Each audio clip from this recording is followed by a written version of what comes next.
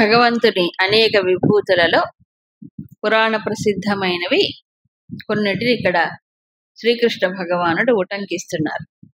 అందులో ఏకాదశ రుద్రులలో శంకరుడు. రుద్రుడు అంటే తెలుసు, ముఖ్యంగా రుద్రశక్తి ఏమిటి? సంహారక శక్తి. సంహారక శక్తి అన్నిటినీ నాశనము చేసినా అది ఒక రకంగా చెప్పంటే మానవుడి యొక్క వినాశకరమైన శక్తి కాదు, అది భగవంతుడి యొక్క శక్తి. అది ఎలాంటిది అంటే గురుదేవులు చాలా చెప్తారు, ఇది కేవలం డిస్ట్రక్షన్ కాదు, కన్స్ట్రక్టివ్ డిస్ట్రక్షన్. ఎందుకు దాన్ని ధ్వంసం చేస్తాడు ఏదైనా భగవంతుడు? మళ్ళీ సృజించటానికి, అవునా కాదా? ఎందుకు లయము కావాలి? లయం కాకపోతే పునఃసృష్టి ఎలాగవుతుంది? అవ్వదు కదా. ఇప్పుడు ఈ లయం అనేది నిజానికి ఎప్పుడో వచ్చే ప్రళయం కాదు, ఎప్పుడో వచ్చేది కాదట. ఈ ప్రకృతిలో, ఈ జీవితంలో ఏదైనా ఒక స్థితి నుంచి మరొక స్థితికి మారటం ఏదైతే ఉందో అది లయం. అదే ఈ స్థితి పోయింది, మరో స్థితి. ఈ లయం అయితే మరో స్థితి వస్తుంది. బాల్యం పోయింది, తర్వాత యవ్వనం వచ్చింది. బాల్యం పోకపోతే వాడు యవ్వనం రాదు కదా, యవ్వనం పోకపోతే మధ్య వయసు రాదు కదా. అంటే ముందు స్థితి పోవాలి, అప్పుడు తర్వాత స్థితి వస్తుంది. సో తర్వాత స్థితి రావడానికి ముందు ఉండేది ఏమవ్వాలి? పోవాలి, నశించిపోవాలి. అది. సో ఇది రుద్రశక్తి అంటే క్రియేటివ్ డిస్ట్రక్షన్, సృజనాత్మకమైన విధ్వంసం ఒక రకంగా చెప్పాలంటే. అది సృష్టిలో అత్యవసరం, అనివార్యము కూడా, తప్పనిసరి. అవునా? ఈ శరీరంలో, మానవ శరీరంలో కూడా కణములు చచ్చిపోతాయట, తర్వాత ఏమో చెప్పండి, కొత్త కణాలు పుడుతుంటాయి. ఇప్పుడు రుద్రశక్తి లేదా? మరి కొత్త కణాలు పుట్టాలంటే పాతే పోవాలి కదా, కొత్త పుడుతుంటే కదా శరీరానికి బలము, శక్తి కలిగేది. మరి లోపల ఉంది, ప్రతి క్షణం పనిచేస్తుంది. అలా మనకు కూడా చూడండి. ఇప్పుడు ఉదాహరణకి క్లాసు ముందు, ఇక్కడికి వచ్చే ముందు దాకా ఏవేవో ఆలోచనలు ఉంటాయి కదా. సరే, ఎవరో కొంతమంది భగవంతుని తలుచుకుంటుంటారు. అయితే ఆ ఆలోచనలన్నీ పోతే కనుమరుగైపోతేనే మనం కొత్త ఆలోచనల్ని గ్రహిస్తాం. అలా ఆలోచనలు కూడా ఏమవుతున్నాయి? పాతవి పోవాలి, కొత్తవి రావాలి, అప్పుడు జ్ఞానం వస్తుంది. అవునా కాదా? ఇది మామూలే. సో ఏదైనా సరే ఒక అనుభవము, ఒక సంఘటన, ఒక స్థితి అంతరించి పోతే తర్వాత నూతనమైనది మరొకటి వస్తుంది. ఇది మామూలే కదా. అది రుద్రశక్తి.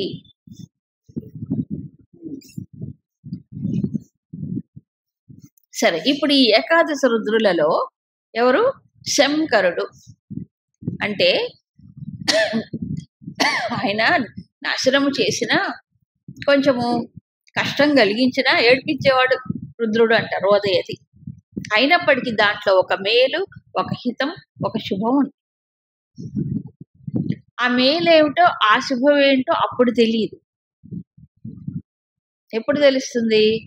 అనుభవం అంతా అయిపోయి అనలైజ్ చేసుకుంటే కానీ అర్థం కాదు. అవునా కాదా? ఏదైనా మంచికే.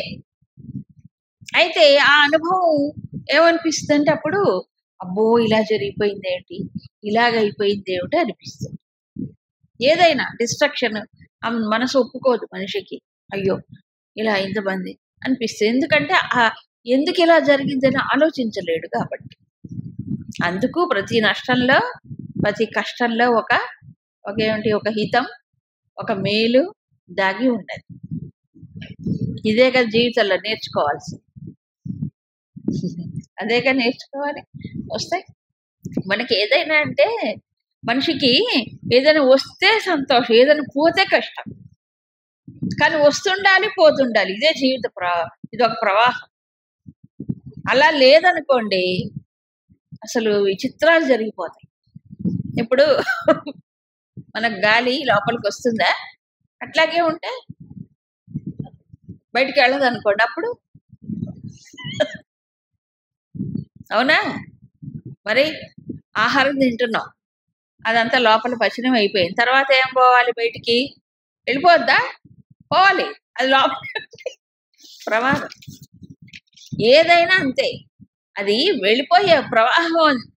జీవన ప్రవాహములో ఒక స్థితి మరో స్థితి మామూలు. ఒక మొగ్గ తొడిగింది, వికసించింది, పుష్పం అయింది, అవి రాలిపోయాయి వాటి యొక్క ఆకర్షణ పత్రాలు. తర్వాత ఒక చిన్న పిందె వస్తుంది, ఆ పిందె కొంచెం పెద్దదై పండు అవుతుంది, ఆ పండు బాగా పక్వమైతే ఏమవుతుంది? కింద పడుతుంది, దాంట్లో గింజలు వస్తాయి, మళ్ళీ దాంట్లోంచి చెట్టు వస్తుంది. అవునా? ఆ మొగ్గగానే ఉంటే మళ్ళీ ఇంకో చెట్టు రాదు కదా. కాబా ఈ దశలన్నీ పోతేనే మళ్ళీ దాంట్లోంచి కొత్త వస్తువు అలా. అవునా? సో ఇప్పుడు రుద్రహ అంటే అదొక భగవంతుడి యొక్క ఒకానొక శక్తి. అది మేలు చేస్తుంది, అంటే శుభాన్ని మనకి కలిగిస్తుంది అందరికీ కూడాను. యక్ష రాక్షసుల్లో విత్తేశుడు కుబేరుడు, ఇది కూడా చెప్పుకున్నాం. ఎందుకని? దేవలోకానికి ఆయన, దేవలోకము యొక్క సంపదకు ఆయన అధిపతి.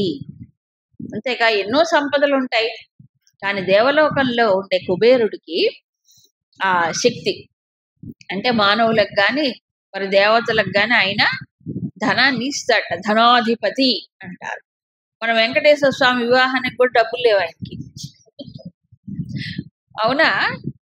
కుబేరుడే కదా, కుబేరుడి దగ్గర తీసుకున్నట్ట. ఇప్పటికే ఆయన వడ్డీలు కడుతూనే ఉన్నారు. చెప్తారు కదా పురాణ కథల్లో, వడ్డీలు కడుతూనే ఉంటాట. అందుకే మన దగ్గర తీసుకుంటాట వడ్డీ. సరే, మొత్తానికి పురాణ కథల్లో కుబేరుడికి ఒక మంచి స్థానం ఉంది. అవునా? అయితే కుబేరుణ్ణి శాసించగలిగిన వాడు ఈశ్వరుడు. అవునా? కుబేరుణ్ణి శాసించగలిగిన వాడు ఈశ్వరుడు. కాబట్టి ఈశ్వరుని పట్టుకుంటే అప్పుడు కుబేరుడిని ఆదేశిస్తాడు, కుబేర ఈ చక్ర వీడికి అంటాడు. ఎవరికి? మానవుడికి. కాబట్టి ఈశ్వరుని పట్టుకోవాలి అక్కడ. కుబేరుడు ఆయన ఒక అంశే, అర్థమైంది? కుబేరుని పట్టుకోకూడదు, ఈశ్వరుని పట్టుకోవాలి. ఆయన ఆదేశిస్తాడు, ఎవరికి ఏ చెక్కి ఇవ్వాలో ఆయనకు తెలుసు. వసూనాం పావక, అష్టవసువుల్లో పావకుడు. పావకుడు అని ఎందుకన్నారు అంటే, వసువులకి ముఖము అగ్నిట, అంటే దాని ద్వారా వాళ్ళన్నిటినీ స్వీకరిస్తారు అని అర్థం, అనుభవాలన్నీ కూడా అని చెప్పారు. తర్వాత పావకుడు అంటే పవిత్రం చేసేవాడు. మేరుహు, ఇది కూడా చెప్పుకున్నాం. శిఖరములలో మేరు శిఖరం. ముఖ్యంగా ఈ శిఖరం అనేది పురాణముల్లో కనిపిస్తుంది. పైగా ఏమంటారంటే దీనికి ఒక ప్రత్యేకత, ఈ మొత్తం విశ్వానికి మధ్యలో ఉన్నది అంటారు. ఇది మేరు అనేది. అంతేకాదు జంబూ ద్వీపం దీనికి ఆధారం అట. మనకి ఉన్నాయి కదా, అందుకే జంబూ ద్వీపే అనే సంకల్పం. జంబూ ద్వీపం దీనికి ఆధారం. దీనిపైన ఉండి అక్కడ దానిపైన ఎవరుంటారు? దేవతలందరూ, వీళ్ళందరూ ఉంటారని ఇవి చెప్తుంటారు. సరే, ముఖ్యంగా దేవతలే కాదండి, ఆధ్యాత్మిక ఒక శక్తి ఎక్కడి నుంచి ప్రసరిస్తుంది అంటే మేరు. మనము శ్రీచక్రంలో మేరు కనిపిస్తుంది. మేరు కదా, అంటే ఇలా ఉంటుంది. ఆ పైన దాన్ని కూడా మేరుహు అంటారు. ఈ మానవ శరీరంలో కూడా ఈ వర్టెక్స్ చూసారా, సహస్రార చక్ర భాగమును మేరుహు అంటారు. అంటే హయ్యెస్ట్ అన్నమాట, దేంట్లో ఆయన ఉన్నతోన్నతమైనటువంటిది. సరే, తర్వాత పురోధసాం, పురోహితులలో ఎవరైనా బృహస్పతి. మానవ పురోహితులు కాదు, ఆయన దేవ పురోహితుడు, బుద్ధికి అధిపతి. ఆయన భగవంతుడి యొక్క విశేషం. సేనాపతుల్లో స్కందుడు. మానవ సేనలుగా దేవసేనలకు ఆయన ఎవరు? అధ్యక్షుడు. శివుడే ఆయన్ని నియమిస్తాడు. సరే, మానవుల్లో కూడా, మానవ దేహములో ఈ సుబ్రహ్మణ్య స్వామి ఒక శక్తి స్వరూపుడుగా సుబ్రహ్మణ్య స్వామి ప్రతి మానవ దేహంలో ఉన్నాడు అని. ఎక్కడ ఉంటాడు ఆయన? శక్తి రూపంలో ఉన్నారు ఆయన. పెద్దలు చెప్తారు. ఎందుకంటే శక్తి అనేది ఆయనకి ఒక ఆయుధంగా చెప్పారు. ఆయుధం అంటే ఆయనలో భాగమే, ఆయన స్వరూపమే. అక్కడ జ్ఞానశక్తి స్వరూపుడు కూడా.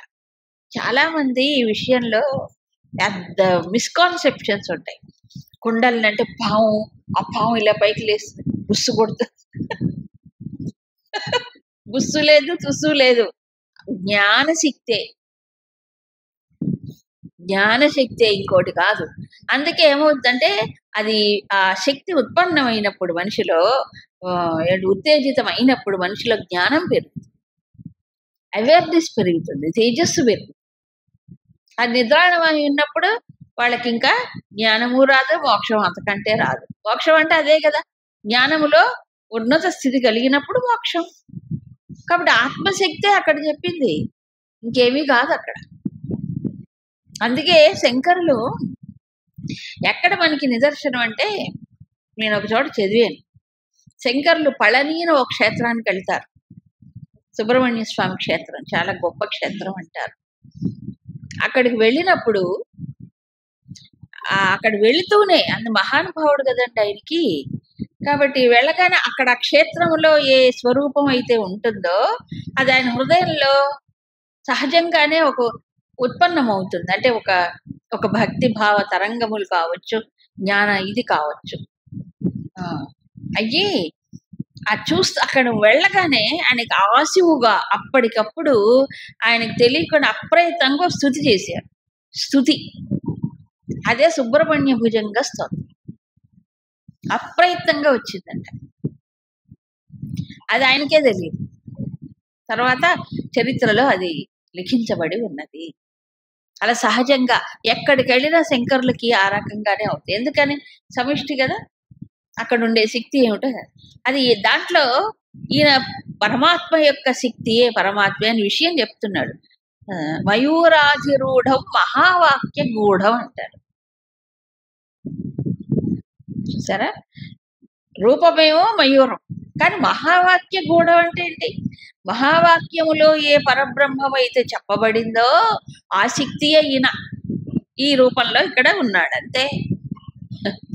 మహావాక్యాలు ఏం చెప్తున్నాయి? పరబ్రహ్మముని గురించే చెప్తున్నాయి, అవునా కదా? మహీదేవదేవం మహావేద భావం అంటాడు. వేదముల యొక్క సారం ఏంటి? వేదవేద్యుడు ఎవరు? పరమాత్మే కదా, అదే ఈ రూపంలో. అందుకు నామరూపాలు వేరైనా, ఉపాసన పద్ధతులు వేరైనా ఒక్క పరమాత్మే, అది గుర్తుపెట్టుకోవాలి.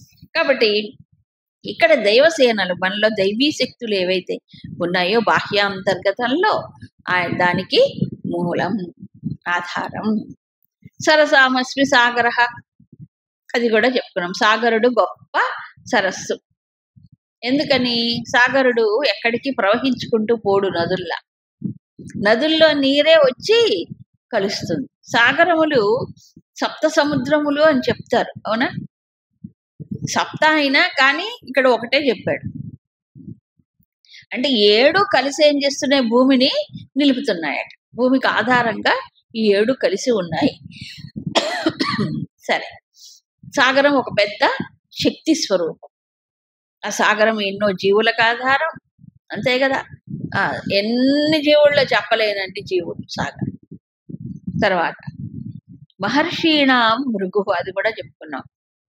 3 దేవతల్ని బ్రహ్మ విష్ణు మహేశ్వరులని పరీక్షించినటువంటి వాడు, గొప్ప తేజస్సంపన్నుడు.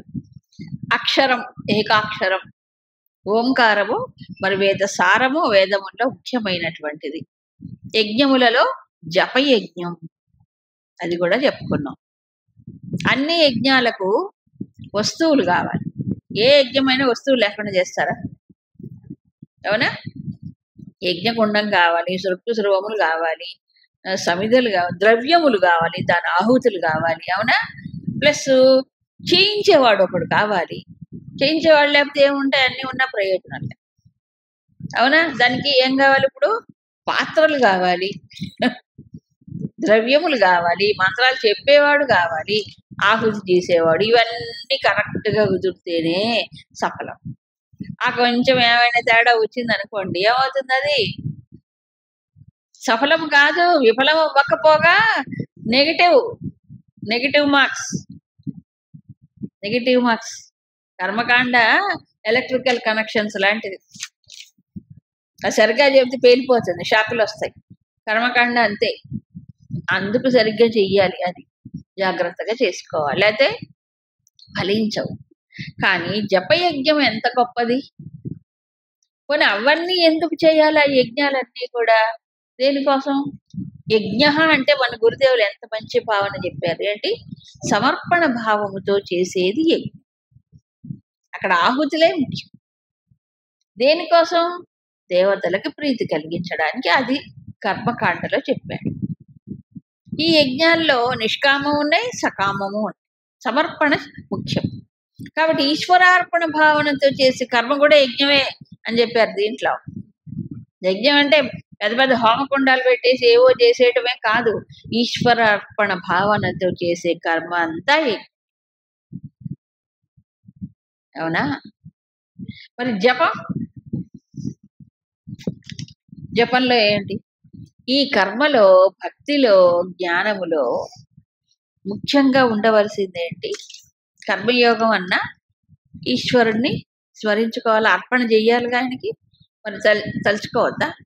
సర్వాణి కర్మాణి వైసన్యస అధ్యాత్మ చేతస అంటే ఎవరిని తలుచుకోవాలి? ఆయన్ని. దీంట్లో ఉందా స్మరణ? భక్తిలో అనన్యాస్ చింతయంతః అక్కడ కూడా ఉందా స్మరణ? జ్ఞానములో ఆ పరమాత్మనే ఆత్మరూపుడుగా స్మరించు. స్మరణ ఉందా లేదా? భావించుకుంటారు. అవునా? సో వీటన్నిట్లో ముఖ్యమైనది ఏంటి? మనస్సుని పరమాత్మతో అనుసంధానం చేయటమేగా. కర్మలో కానీ, భక్తిలో కానీ, జ్ఞానంలో కానీ అది జప సాధన ద్వారా సాధ్యం అవుతుంది. జప సాధన అభ్యాసం చేసినప్పుడు అది జరుగుతుంది. ఇది లేకుండా సాధ్యమా చెప్పండి? ఇంతకు జపం అంటే ఏంటి? సజాతీయ వృత్తి ప్రవాహం, అంతేగా. ఒకే ఒక నామమో మంత్రమో మరొకటో దాన్ని ఏం చేస్తారు? తిరిగి తిరిగి ఉచ్చారణ చేస్తారు, తలుచుకుంటారు. ఎందుకు చేయాలి అది? ఎందుకు చేయాలి? మంత్రానికి బలం వస్తుంది. మంత్రానికి బలమా నీకు బలమా? మంత్రానికి బలం ఏంటి? ఆ మంత్రమును మాటి మాటికి మననం చేయటం వల్ల, స్మరణ వల్ల ఏమవుతుంది? లోపల మనిషికి అన్యమైన ఆలోచనలన్నీ పక్కకు పోయి లోపల మానసికమైనటువంటి ఒక శక్తి, ఓ స్థైర్యం, అనుసంధానం భగవంతుడికి అవుతుంది. అందుకు ఏకాగ్రత పెరుగుతుంది, చిత్తశుద్ధి జరుగుతుంది. అవునా కదా? సో కర్మయోగంలో, భక్తి యోగములో, జ్ఞాన యోగములో కూడా ఏం కావాలి? దీనికి ప్రిపరేషను జపమే. ఈ జపం చేసేటప్పుడు బాహ్యమైన ద్రవ్యములే అవసరం లేదు, హోమకొండాలు, వస్తువులు ఏమీ అవసరం లేదు. మంత్రాలు చదివేవాడు ఎవరో అక్కర్లేదు. ఎవరు చదివితే మనకెలాగ? మరి ఏం కావాలి? ఒక మనసే. ఇంద్రియాలతో కూడా పని లేదు. అవునా కాదా? ఇది గొప్పదే, చాలా గొప్ప సార్. ఇంద్రియాలు ఏం అవసరం ఉన్నాయి? ఇంద్రియాలు పట్టుకోవాలి, వాటిలో వెనక్కి తిప్పాలి. కేవలం మనస్సుతో. దీంట్లో ఉపాంశ జపం, తర్వాత ఉచ్ఛ జపం, తర్వాత మానసిక జపం. ఉచ్ఛ జపం అంటే పెద్దగా చేసేది. ఉపాంశ అంటే పెదవుల కదలికతో మాత్రము నెమ్మదిగా తనకు మాత్రం వినిపిస్తూ చేసేది, రహస్యం చెప్పినట్టుగా. తర్వాత కేవలం మానసికమైన జపం, మనస్సు కదలిక మాత్రమే ఉంటుంది. ఈ పెదవుల కదలవు, కంఠంలో పెద్ద ధ్వని రాదు. ఇది మానసికం. మనసు లోపల ఆ మంత్రం ఉచ్చారణ జరగాలి. ఒకదానికంటే ఒకటి శ్రేష్టం, అది రమణ భగవానే చెప్పారు. కాబట్టి ఈ సాధనలో జపని యజ్ఞముతో పోల్చారు. అన్ని యజ్ఞముల యొక్క ఫలితము కంటే జప సాధన వల్ల వచ్చేది సర్వశ్రేష్టం. ఇది అన్నిట్లో కూడా అవసరమే. ఆఖరికి మీరు గమనించండి, పెద్ద పెద్ద యజ్ఞాగాల్లో కూడా చివరిలో సర్వ ప్రాయశ్చిత్తార్థం ఏం చేస్తారు చెప్పండి?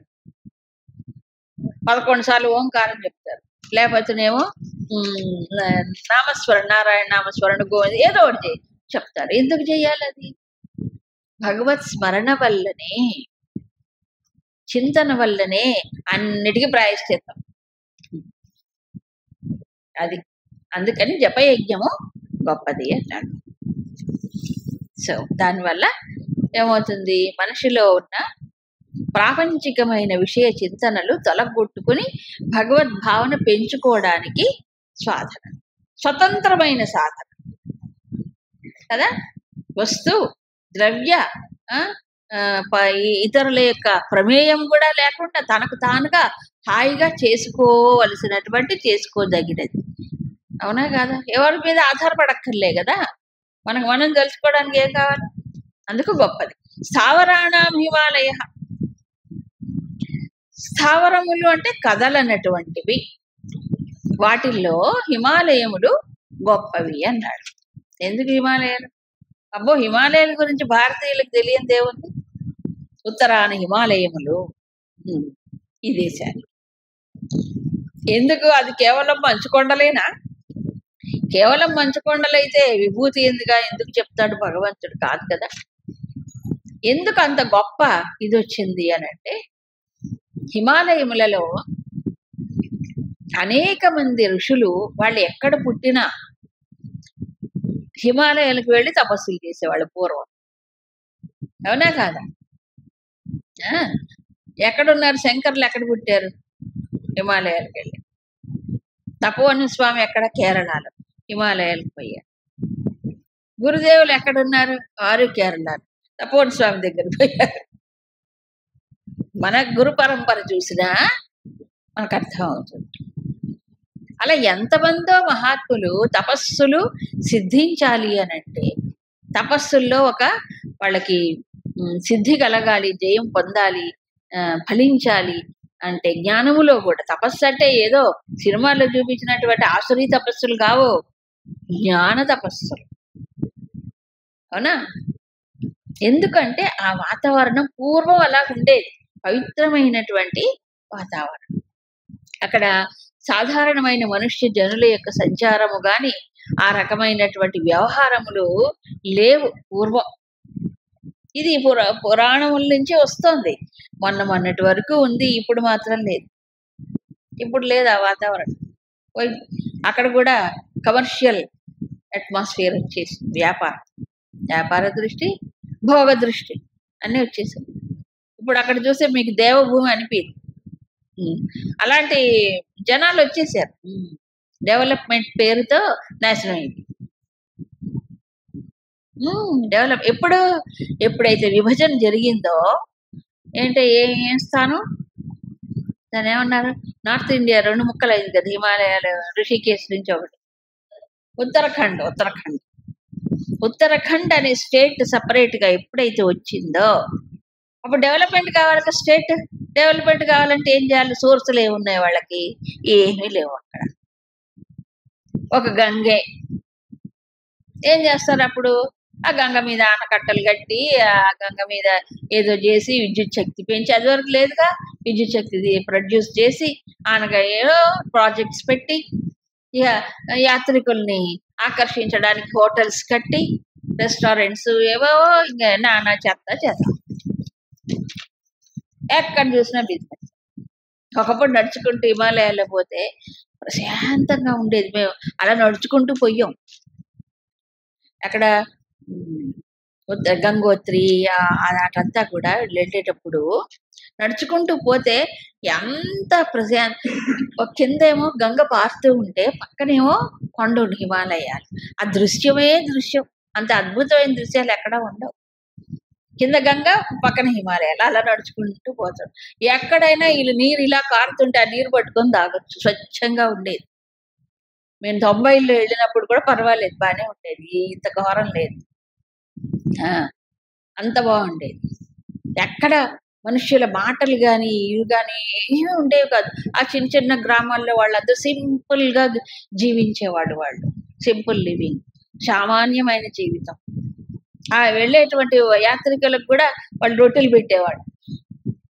అంత పేద కష్టపడుతూ జీవితాన్ని, అంత మంచి పవిత్రమైనటువంటి వాతావరణం హిమాలయ. ఎవరికైనా అక్కడికి వెళ్ళిన తర్వాత ఈ ఆలోచనలు పోతాయి. తెలియకుండానే ఒక హాయిగా, ఒక దివ్యమైనటువంటి ఎమోషన్స్, భావములు అక్కడ కలుగుతాయి. ఎందుకు? అది ఋషులందరూ తపస్సు చేసిన భూములు కాబట్టి కలుగుతాయి. కాబట్టి మనకి పురాణ యుగం నుంచి చూసినప్పుడు ఎంతమంది మహానుభావులు అక్కడికి వెళ్ళి తపస్సులు చేసి ఇది చెందారు. సో వాతావరణం అంతా ఏమైపోయింది? తపస్సిద్ధి పొందిన మహాత్ముల ఇదితో పవిత్రమైంది ఆ భూమి యావత్తు కూడా. మరి శివుడు ఎక్కడ సంచరించాడు? హిమాలయం ఉండదు. అమ్మవారు ఎవరు పుత్రిక? హిమగిరి తనయే హేమలతే. అవునా కాదా? ఇలా అన్నిటికీ కూడా అది జ్ఞానభూమి, దేవభూమి అని అంటారు. సో అందుకని హిమాలయములు తాను. ఇప్పుడేమో భగవంతుడు కూడా అనడు. ఇప్పుడు హిమాలయములు తాను అనడు. ఎందుకు? మనం అంత ధ్వంసం చేసి పెట్టాం. కానీ ఇప్పుడు కూడా మీరు పైన చూస్తే అవే ఉంటాయి. ఏది వ్యాపారం, దృష్టి, ఇవన్నీ ఉంటాయి. కొంచెం డీపర్ అంటే బాగా లోపలికి వెళితే కానీ ఇప్పటికీ ఉంటాయి. పవిత్రత అనేది ఉంది. ఇది మనం ఎంత పాటు చేసినా భగవంతుడు ఉన్నాడు కదా ఎక్కడో వచ్చాడు. సరే, తర్వాత చూడండి. అశ్వత్థ సర్వవృక్షాణాం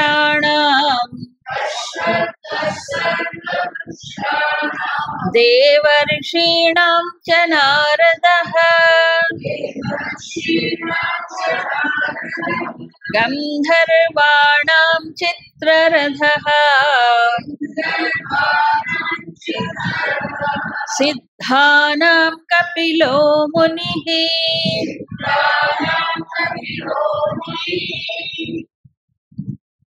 అశ్వత్థ సర్వవృక్షాణం, అన్ని వృక్షములలో నేనెవరిని?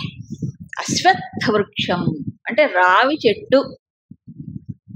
దేవర్షులలో నారదుణ్ణి నేను, గంధర్వులలో చిత్రరథుడు అనేవాడిని నేను, సిద్ధులలో కపిలముని నేను. ఇది విశేషమైన విభూతి. చెట్లు ఎన్నో ఉన్నాయి, బోల్డ్ ఎన్నున్నాయో, ఎన్ని జాతులు, ఎన్ని రకాలు ఉన్నాయి. అన్నిట్లోకెల్లా తానెవరు?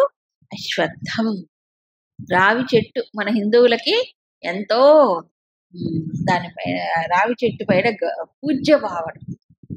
దాని స్వరూపమే అన్నాడుగా, ఆయన విభూతి అన్నాడుగా. పురాణాల్లో కూడా నిదర్శనం ఉంది, తర్కణం ఉంది. సీతమ్మ వారు కూడా రావి చెట్టు చుట్టూ తిరిగి మొక్కుంది. అశ్వత్థ వృక్షం. అవునా? అశ్వత్థం ఎందుకని? అశ్వత్థం అనేది సాక్షాత్తు నారాయణ స్వరూపం. ఇక విభూతిలో ఆధారంగా చెప్పి అశ్వత్థ నారాయణుడు పేర్లు కూడా పెట్టుకుంటారు. అవునా కదా? అశ్వత్థ వృక్షానికి లైఫ్ టైం కూడా ఎక్కువే, ఎక్కువ కాలం జీవిస్తుంది. దాని బీజం అత్యంత సూక్ష్మం కానీ వ్యాపకం ఎక్కువ. అశ్వత్థం ఏం చెప్తారంటే పెద్దలు, అశ్వత్థ వృక్షం చుట్టూ తిరిగితే ఏమిటి లాభం? చూడండి, ఈ ప్రకృతిలో ఒక్కొక్క దానికి దివ్యత్వం ఉంటుంది. త్రిగుణాత్మికమైన ప్రకృతి కదండి. కొన్నిట్లో సాత్వికమైన శక్తి, కొన్నిట్లో రాజసికం, కొన్నిట్లో తామసికం ఉంటాయిగా. ఏది? ప్రకృతి యావత్తు. అందులో ఒక సాత్వికమైన ఒక దివ్య శక్తి అశ్వత్థంలో ఉన్నది. అందుకే ప్రదక్షిణలు చేస్తారు. ఇప్పటికి చేయరా? చేస్తారు. రావి చెట్టు ప్రదక్షిణ, మొక్కులు మొక్కుకుంటారు. ఎందుకు? భగవత్ స్వరూపంగా చూస్తాం. ఇదే మన ధర్మంలో గొప్పతనం. భగవంతుడు సర్వవ్యాపకుడు అయినప్పుడు పైగా విశేషమైన విభూతులుగా భగవంతుడే చెప్పాడు ఇక్కడ. సో దాని ద్వారా పొందుతాడు మనిషి దివ్యత్వాన్ని. ఆ చుట్టూ తిరిగితేనట ఒక తెలియకుండా ఛార్జింగ్ జరుగుతుందట మనిషి శరీరంలో, భౌతికంగా కూడా. ఛార్జింగ్ అంటే ఎలక్ట్రికల్ ఛార్జింగ్ అని అది బయటికి తెలుస్తుంది. ఇది తెలిసేది కాదు. తులసి దేవికి పూజ చేస్తాం, తులసి మాత. అవునా? అంటే ఓ చెట్టు పీకితే వచ్చే చెట్టేగా. అలా అనుకోం కదా మనము. విష్ణు పాదోద్భవ, విష్ణు యొక్క ఏమిటి భక్తురాలుగా పూజ చేస్తాం. అలాగే అశ్వత్థానికి భౌతికంగా కూడా ఓ శక్తి ఉంది. అందుకు ఇప్పుడు కొత్తగా చెప్తున్నారు తిరగండి తిరగండి అని. మళ్ళీ ఇప్పుడు, ఒకప్పుడు లేదు, ఇప్పుడు చెప్తున్నారు. అవునా? ఎందుకని? ఏదో ఒక తెలియనటువంటి ఓ శక్తి ఛార్జింగ్ ఎక్కువ సార్లు తిరిగినప్పుడు ఏర్పడుతుందట. అది మానవుడికి మేలు చేస్తుంది, పాజిటివ్ ఎనర్జీ ఇస్తుంది. ప్రకృతిలో ఉంది కదా, ప్రకృతి అంత శక్తి స్వరూపమే కదండి, ఎందుకు ఉండదు? అది దేవర్షీణాంచ నారద. ఇక ఋషులుగా దేవర్షులు, ఋషుల్లో భృగు, దేవర్షులలో నారదు. ఏమిటి? ఋషులు, మహర్షులు, రాజర్షులు, బ్రహ్మర్షులు, లేరా?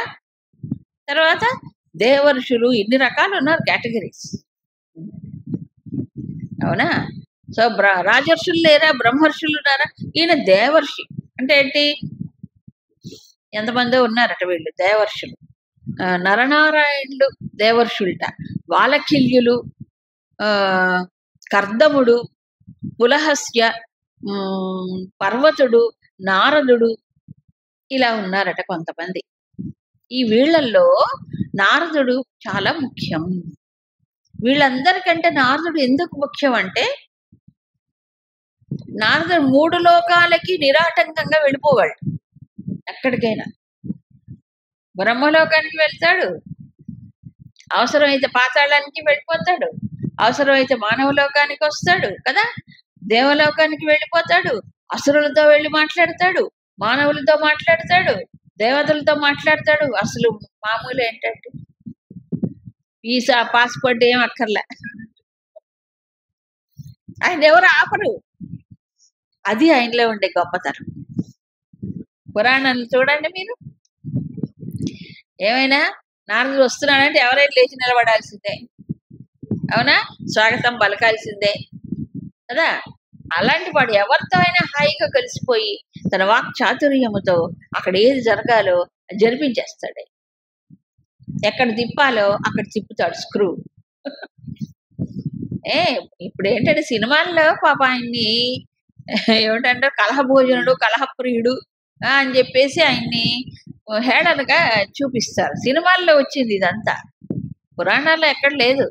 తెలుగు సినిమాలే పాటు చేసాయి, మిగతా సినిమాలో నాకు తెలియదు.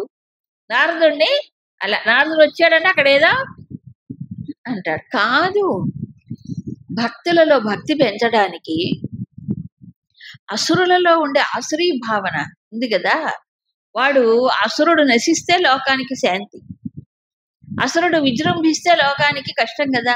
ఈ అసురుడు తొందరగా వాడు చచ్చిపోవాలి, లోకానికి క్షేమం కలగాలి. అందుకని ఏదో ఉపాయాలు పన్నుతుంటాడు. ఇదంతా ప్లానింగ్ అంతా ఎక్కడ జరుగుతుంది?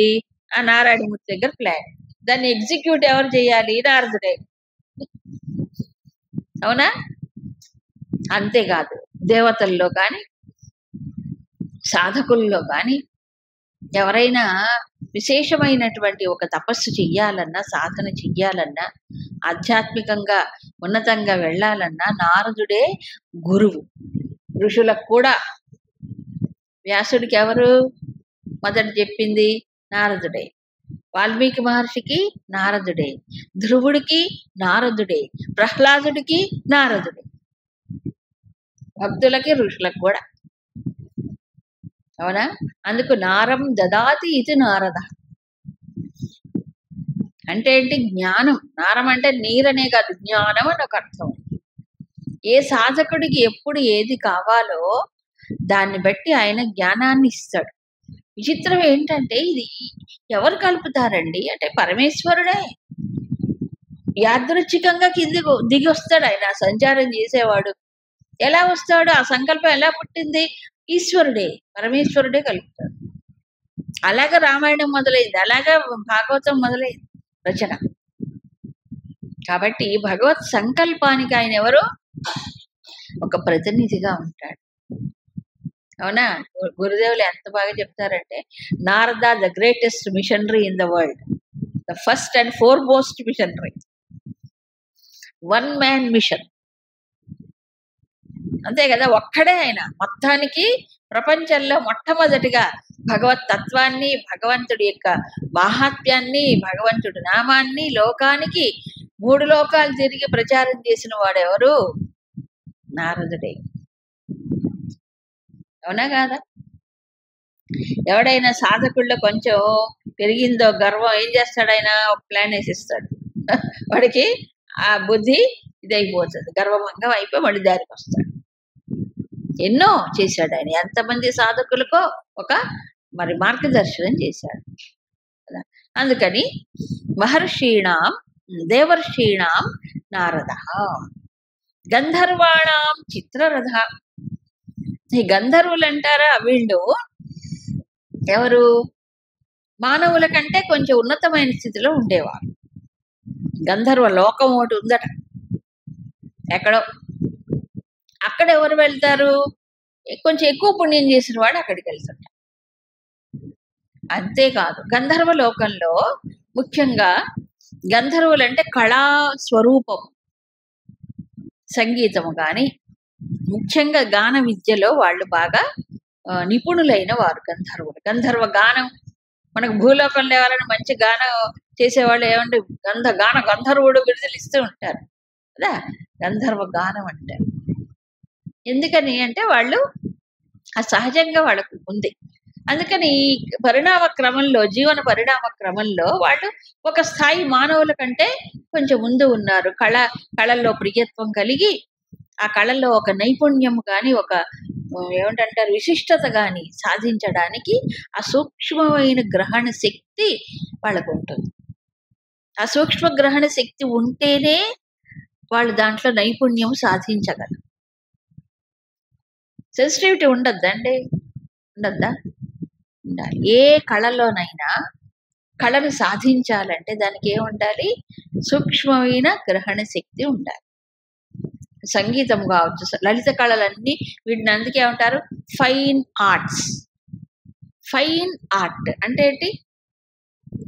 లలిత కళ, లలితంగా ఉండాలి. లలితం అంటే సుకుమారముగా, సున్నితముగా ఉండాలి. ఏది? మనస్సు గాని ఇంద్రియములు గాని. బండలాగా ఉంటే రాదు. వస్తుందే? ఓ కళాకారుడు మామూలు ఓ పేపర్, ఓ పెన్ను తీసుకొని 4 గీతలు గాని ఒక ముఖం కనిపిస్తుంది. మనం గీస్తే పిచ్చి గీతలే, వాళ్ళు గీస్తే అద్భుతంగా కనిపిస్తుంది. 4 గీతలు గీస్తారు, దాంట్లో వెంకటేశ్వర స్వామి కనిపిస్తాడు.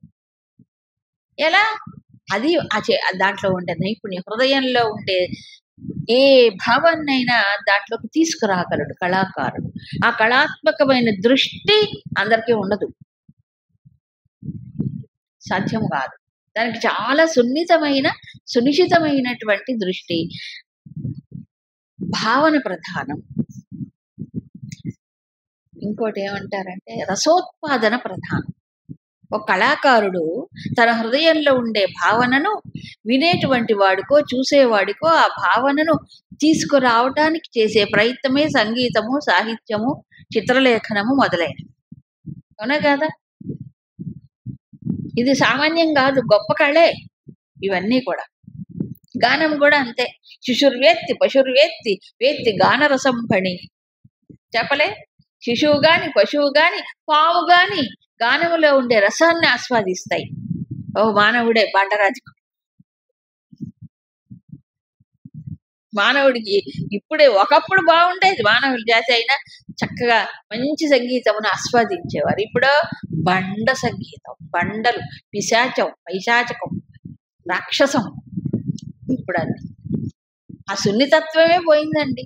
అబ్బా అబ్బా వారు ఎక్కడ చూసా డో డో డో. ఒకప్పుడు పిశాచాలు వస్తుంటే ఆ శబ్దాలు వచ్చేవి. రాక్షసులకి సినిమాల్లో రాక్షసులు వస్తుంటే ఆ శబ్దాలు వచ్చేవి. ఇప్పుడు అవే కావాలి మన వాళ్ళకి, అవే పెట్టుకొని ఎంజాయ్ చేస్తుంటారు. రాక్షస సమాజమే పోయినాయి. దేవాలయాల్లో ఉత్సవాలు జరిగినప్పుడు చక్కగా భగవంతుడి గురించి సంకీర్తనలు పాడుతూ అనే ఎంత బాగా ఆనందించేవారు.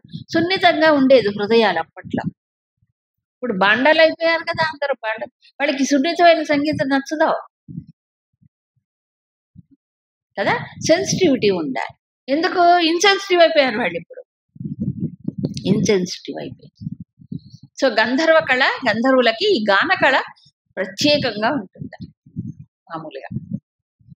అయితే ఈ చిత్రరథుడు అనేవాడు, వాడికి విశేషమైనటువంటి ఒక ఎక్స్ట్రా క్వాలిఫికేషన్.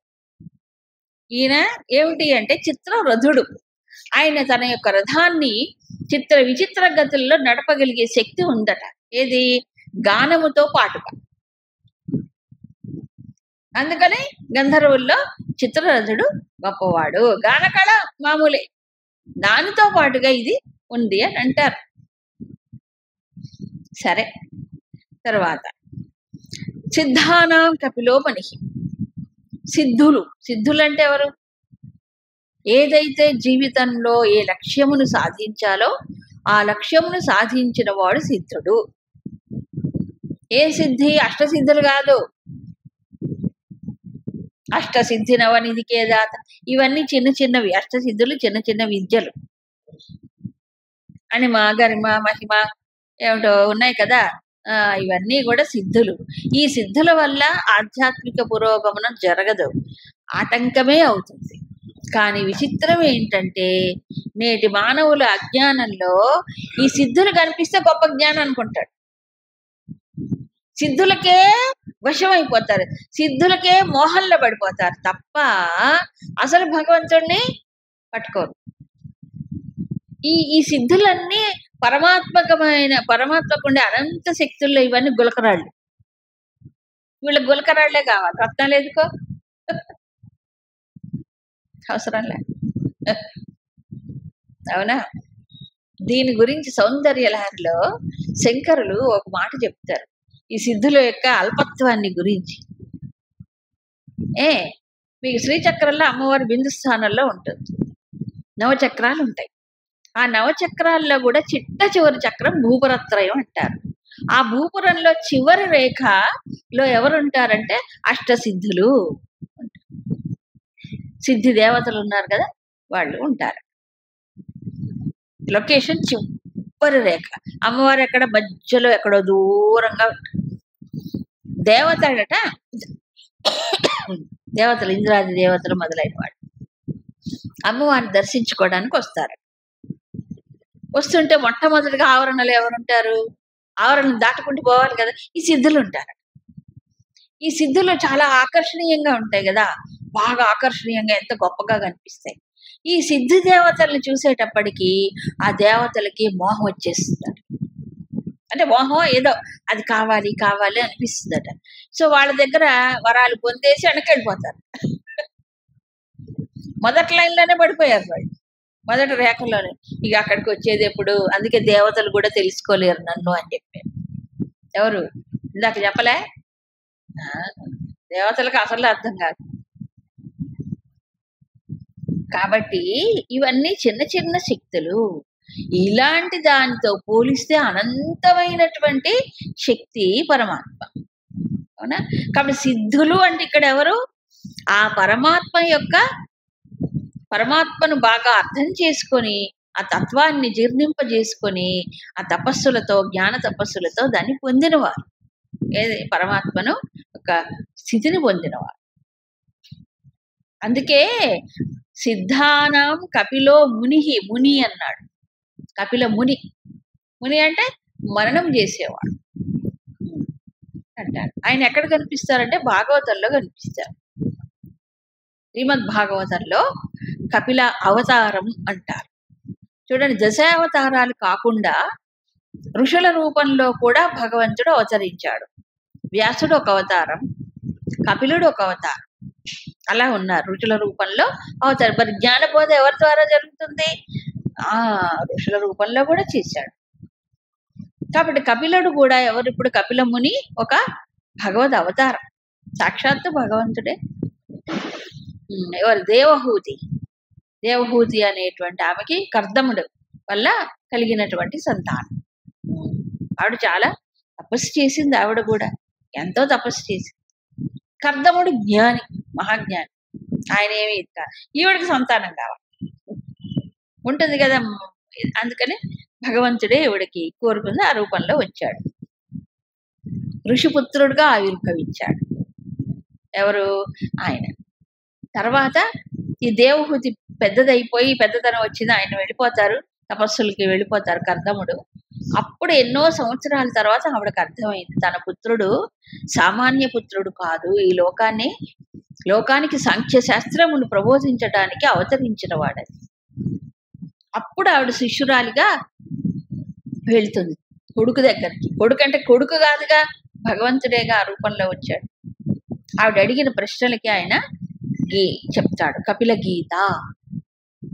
గీత అని మనకి భాగవతంలో కనిపిస్తుంది. కాబట్టి ఈ సాంఖ్య శాస్త్రాన్ని ప్రచారం చేసిన వాడు ఆయన. ఎవరు? కపిల ముని చెప్తాడు. కాబట్టి సాంఖ్యం కూడా వేదాంతం కంటే కొంచెం ముందున్నది అంటే వేదాంతం పరిపూర్ణమైన స్థితికి తీసుకువెళ్ళిపోతుంది, కానీ ఎనాలిసిస్ చేసేటప్పుడు ప్రకృతిని విశ్లేషణాత్మకంగా తీసుకువెళ్ళేది సాంఖ్యశాస్త్రం. అందుకని భగవద్గీతలో కూడా కొన్ని భావములు సాంఖ్యములో నుంచి గ్రహించబడినవే. ఆయనే కదా, ఆ కృష్ణుడే కదా ఈయన కపిలుడు, ఎవరో వేరే కాదు కదా. అలా కపిలుడు గొప్ప జ్ఞాని, తర్వాత తపస్సంపన్నుడు. మరో చోట కపిలుడు కనిపిస్తాడు, రామాయణంలో కూడా ఒక చోట కనిపిస్తాడు కపిలుడు. ఈ సగరపుత్రులు వాళ్ళు అశ్వాన్ని వెతుక్కుంటూ వెళ్ళినప్పుడు, ఏ అశ్వము? అశ్వమేధ యాగంలో అది దేవేంద్రుడు ఎత్తుపోతాడు. తీసుకువెళ్ళి రసాతలంలో కపిలుడు ఉంటే ఆయన ఎదురు కట్టేశాడు. ఎవరు? దేవేంద్రుడు కావాలని. వీళ్ళు వస్తారు, అశ్వం దొరికింది చూశారు, ఎదురుగా ఆయన తపస్సు చేసుకుంటున్నాడు కళ్ళు మూసుకొని. ఇతనే ఈ అశ్వాన్ని దొంగిలించాడు. ఆవేశం వచ్చేసి ఆయుధాలు పట్టుకొని ఆయన పైకి వెళ్ళారు. ఎవరు? సగరపుత్రులు 60,000 మంది. ఆయన ఏం చేశాడు? మళ్ళీ యుద్ధం చేశాడా? అంతే, ఒక్క హూ అనేటప్పటికి అందరు బూడిద కుప్పలైపోయారు. ఒక్క హుంకారంతో అయిపోయింది. అవునా? అది ఆ కపిల ముని శక్తి. తర్వాత కథ మళ్ళీ జరిగింది అనుకోండి. ఇలా సిద్ధులు అంటే ఎవరంటే మామూలు వ్యక్తులు కాదు, జన్మతః వాళ్ళకి కొంత ధర్మ, జ్ఞాన, వైరాగ్య, ఐశ్వర్య ఇలాంటివన్నీ వాళ్ళకి జన్మతః ఉంటాయి. మామూలు మానవుల కంటే ఎక్కువ ఉంటాయి. అతిశయంగా ఉన్నటువంటి వారు సిద్ధులు. మరి సిద్ధులందరిలోకెల్లా కపిల ముని ఎవరు అంటే ఈయన సాంఖ్య శాస్త్రమును లోకానికి ప్రసాదించి జ్ఞానమును పెట్టినవాడు కాబట్టి కపిలుడు ఆయన యొక్క ఎవరు? విభూతి. భగవంతుడే కపిల రూపంలో వచ్చాడు కాబట్టి విభూతియే.